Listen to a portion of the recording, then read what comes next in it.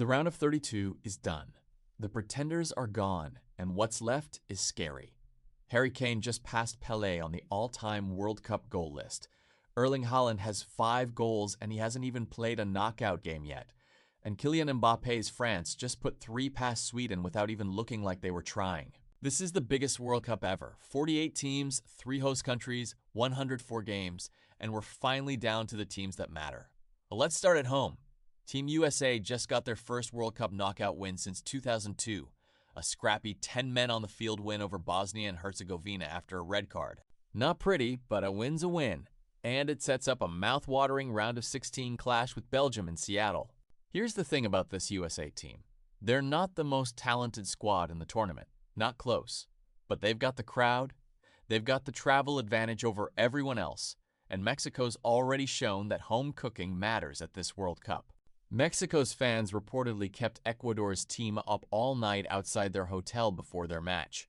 That's not sportsmanship. That's playoff hockey energy applied to soccer, and hosts have used exactly that kind of edge to go deep in tournaments before. Can the USA actually beat Belgium? On paper, no.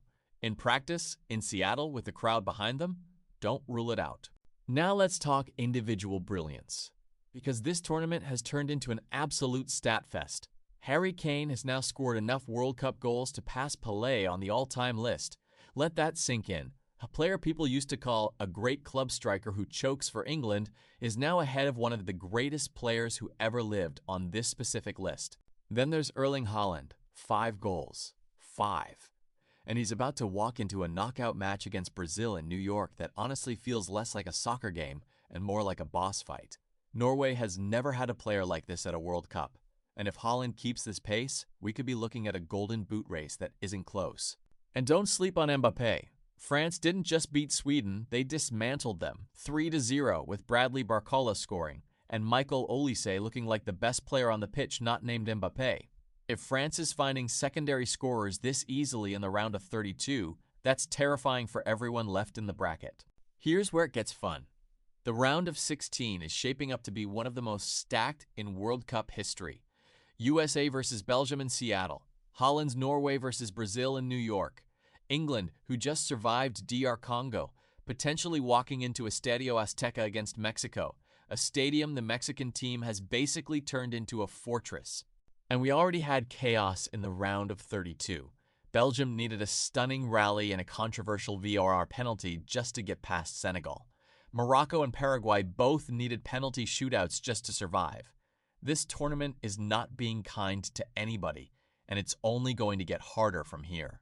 Now, I'd be doing you a disservice if I didn't mention this World Cup hasn't just been about the football. It's genuinely been called one of the most politically charged tournaments ever, with travel restrictions affecting some fans and officials, controversy over ticket prices, and real tension between the 3 host nations. I'm not here to give you my opinion on any of that. That's a whole different video. But it's part of the story of this tournament, whether we like it or not, and it's shaping the atmosphere in every one of these host cities. If you want to dig into that side of things, I'll drop some links in the description. For now, let's stay on the pitch, because that's where this tournament is actually being decided. So here's my early call. France is the team to beat right now. Not because they're flashy, because they're finding scorers beyond Mbappé, and that's what wins World Cups. But Haaland might not care what I think. Drop your prediction in the comments. Who wins it all? And if you want me breaking down every round of 16 matchup before it happens, hit subscribe, because this bracket is about to get wild.